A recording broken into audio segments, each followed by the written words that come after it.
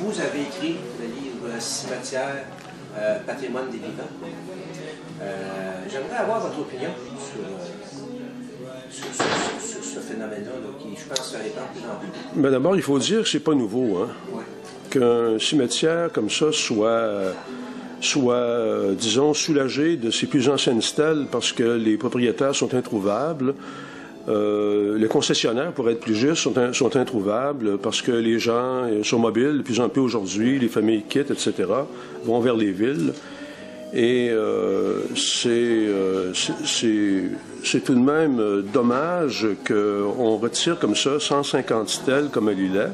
Remarquez que les responsables des marguilliers sont de bonne foi, ça, j'ai aucun doute sur la bonne foi. C'est pas des profanateurs comme peut-être certaines personnes ont pu dire. Sauf qu'il y a un problème fondamental dans notre société. Ce sont des archives de l'État civil. Comme les archives de la naissance. Autrefois, il fallait passer par l'Église pour avoir le droit de naître. Il fallait passer par l'Église pour avoir le droit de se marier.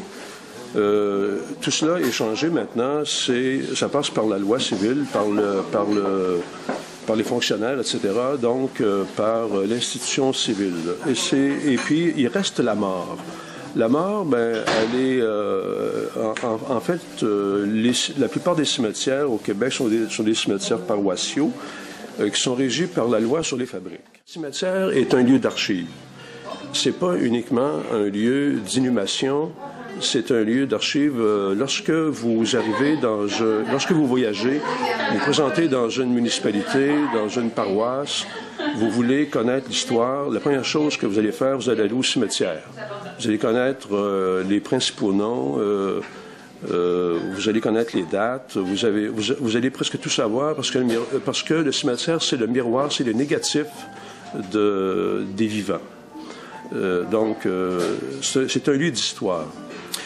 D'enlever 150 stèles comme ça, surtout que ce sont généralement les plus anciennes, parmi les plus anciennes, parce que, évidemment, les gens qui ne payent plus leur redevance, c'est parce qu'ils ont quitté depuis longtemps. Et comme ce sont les plus anciennes, ce sont les premières à disparaître. Et c'est bien là qu'est le drame. Ben, écoutez, c'est le début d'une hécatombe. C'est commencé depuis une dizaine d'années, cette chose-là, même depuis presque 20 ans maintenant. Et ça va pas s'arrêter. Ça va pas s'arrêter. Le Conseil des fabriques de Lillet, ils ont dit, lequel sera le suivant? Nous donnons un peu l'exemple, d'autres vont suivre. C'est vrai, mais c'est justement là qu'est le problème. Il faut arrêter ça. Comment est-ce qu'on peut arrêter ça? À mon avis, c'est de faire comme la France a fait dès 1905, c'est de redonner ça aux citoyens. Les cimetières doivent appartenir aux citoyens, au public. Et puis, évidemment, ce sont les municipalités qui seraient normalement les héritiers des conseils des fabriques pour s'occuper des cimetières, un peu comme en France. Ben, je suis sûr qu'il y a des réticences devant une telle proposition. Mais il y a des réticences devant toutes les nouvelles propositions qui heurtent un petit peu les vieilles habitudes. Mais on ne serait pas les premiers. Hein? Le Mexique, c'est comme ça depuis 1850. La France, depuis 1905. Au Mexique, c'est municipalisé depuis 1850. Parce qu'il y a eu la séparation de l'Église et de l'État également au Mexique, et ça date de plus de 100 ans. Alors, je pense qu'on discute de plus en plus, depuis quelques années, d'une politique de la laïcité au Québec. Une politique de la laïcité, ça touche évidemment, on pense immédiatement aux signes ostentatoires dans les costumes, la présence du crucifix au Parlement, etc., les symboles religieux un peu partout. Mais ça en fait partie d'une possible politique de laïcité. Autrefois, on naissait à l'Église, on se mariait à l'Église et puis on mourait à l'Église.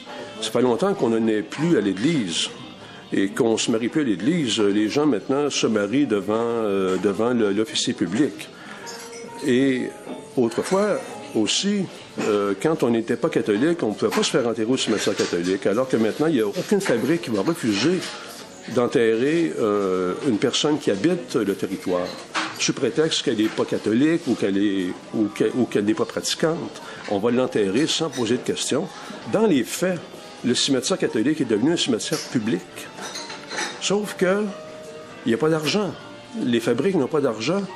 Alors que normalement, ça devrait être repris en main par les citoyens et les tarifs devraient être prévus dans le compte de taxes, comme toutes les choses, comme tous les services que l'on rend aux citoyens d'une municipalité.